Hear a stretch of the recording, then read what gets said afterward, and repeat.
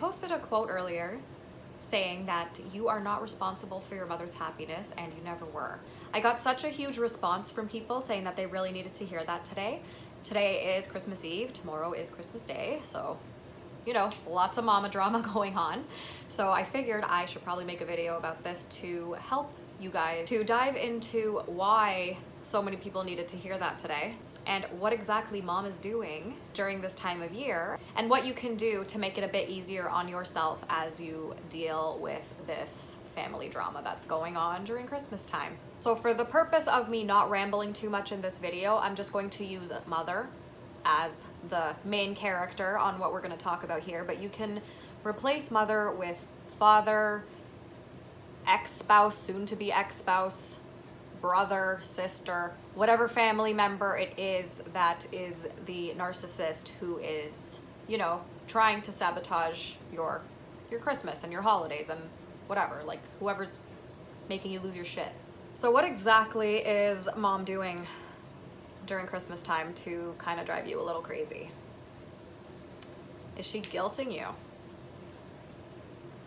I have a feeling that it's probably a lot of guilt that you're dealing with. So you're being guilted into either spending time with her when you don't want to, or, you know, showing up to a family dinner that you know is just going to be a complete shit show where you're all just going to be arguing about who was right in 1995, finances, whatever, like what so-and-so sent their child to school wearing that time in 2003, how much of a terrible job you're doing as an adult, you chose the wrong career path, you married the wrong person, you know, all that kind of shit is gonna come up during your family dinner with a narcissist, and you know it. And the narcissist is probably guilting you to get their way because this has worked in the past for them. So I'll categorize this into two sections. So one section will be for people who are very low to no contact, and then the other section will be for people who are still in contact with the narcissist and narcissistic mother, whoever. If you're very low to no contact, chances are your narcissistic mother might be calling you constantly out of nowhere. Like maybe you've gone months without speaking, and then all of a sudden it's Christmas Eve and she wants to know what the plan is, and there was no plan.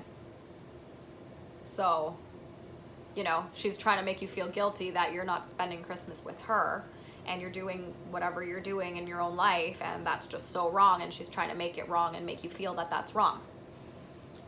If she's calling you, you've been dodging her calls, and she keeps calling you, she keeps calling you, she keeps calling you, she keeps asking you what's going on, whatever, you can keep ignoring her and rest assured that Christmas is going to be over after tomorrow.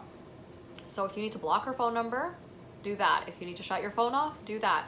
You don't have to stay connected to your phone 24/7. If you have other people who, you know, you need to keep in contact with, then just block her phone number. Or just keep ignoring the calls and understand that you're gonna feel however you're gonna feel every time she calls you, but just because you feel that way, it doesn't mean you need to take any action. So if this whole situation of like she's calling you is making you feel guilty, that's okay. You can allow yourself to feel guilty and then let that guilt pass. When the guilt passes, it's easier for you to continue dodging the calls if that's what it is that you're doing. If you are very low contact and you did answer the calls and you said like, no, like we have other plans, whatever, and that guilt is eating you up because you feel that you are responsible for mom's happiness during the holidays, again, feeling the guilt, allowing yourself to feel the guilt is the best way to work through this. My suggestion would be to start with journaling. Get a piece of paper, it could be a scrap piece of paper, doesn't matter if you have an actual journal. And once you're done journaling for 20 minutes uncensored, and when I say uncensored, if you literally want to write something as outlandish as I want to punch my mother in the face, like you can, because it's just a thought, it's not real, doesn't mean you're actually going to do it. So channeling your feelings that way is a great strategy to making the feelings go away, because the biggest thing that is causing you to have such a reaction to whatever is going on is the emotion behind it. So allowing yourself to talk about the emotion, allowing yourself to feel the emotion, even though it's uncomfortable, is going to help you in the long run, because the more you keep repressing it, the more it's going to be like peeking out like, hey, guilt over here. I want to talk to you. I want to make you feel guilty. Like, you need to feel guilty. Imagine having that for like 8 hours of your day when you could just spend 20 minutes journaling, get to the most uncomfortable part of it, and then it's gone. Or it's like super diminished. Just think of it that way. So when it gets uncomfortable, just think of how much better you're going to feel once you just like channel that out into writing. So I would highly recommend that if you are feeling guilty because you feel like you need to make your mother happy. And she's guilting you into making you feel that you are responsible for her happiness, but you're not. You're just responsible for yourself. So just keep that in mind as you navigate the holidays. So now section 2 of people who are still in contact with their narcissistic mother or whatever. If you are currently, getting ready for Christmas dinner later tonight or tomorrow or whatever it may be, and you're dreading it, remember, you don't have to go. You can still cancel. You literally are an adult and you do not have to go. Like I mentioned before, if you are struggling with the feelings towards, the burden of having to go, like the obligation of having to go, the guilt, whatever it is, journal about it. If you do end up going, don't beat yourself up. You go. Like, there's no right or wrong way to deal with this. And if you want to be no contact and you're not no contact right now because you feel like you still have to go, that's completely okay. Like, allow yourself to go through these stages. Another thing is, if you do go, which is totally fine, it's up to you. Again, if you're making this choice to go and you go and it turns into a shit show and you're talking about stupidity and it's triggering you, you can get up and leave. You literally are allowed to get up and leave. If you've set a boundary, you've expressed your wish not to talk about a certain subject, whatever it is, and the narcissist is not respecting your boundary or your wishes, you can leave. Like, you can literally, it's totally okay to just leave. If you end up staying for the whole night, that's okay too. You're gonna have a whole range of emotions, whatever it is that you end up doing today or tomorrow or whenever it is that you have your family get together with, narcissistic individuals. It's completely okay to feel however you are feeling. So if your narcissistic mother was putting you down and you feel bad about what she had to say, even though whatever she said is not true, it's okay to feel like shit after you have been emotionally abused like that. So journal about that. And as you journal, you'll notice that you can get off topic, or you can start putting pieces together that you never would have figured out otherwise without journaling about it. So that's why it's such a useful tool, and I highly recommend you guys do it.